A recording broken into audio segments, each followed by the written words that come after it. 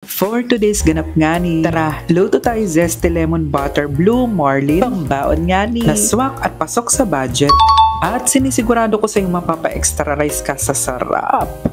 Meron nga ni akong 2 pirasong blue marlin slice rin na nabili ko sa halagang 170 pesos sa Osave.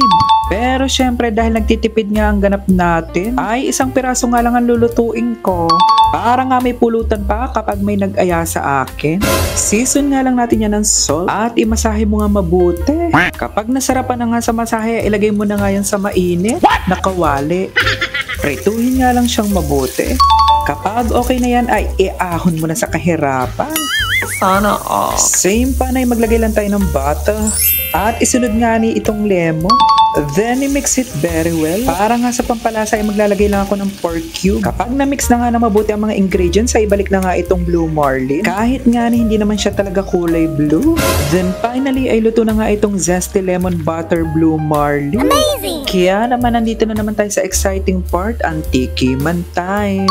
Kaya naman lasapin natin ng first bite unang kagat.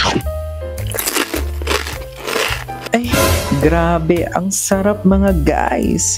Kaya naman excited na naman nga akong mag-lunch. O siya, eto na yung baong ko. Bye-bye!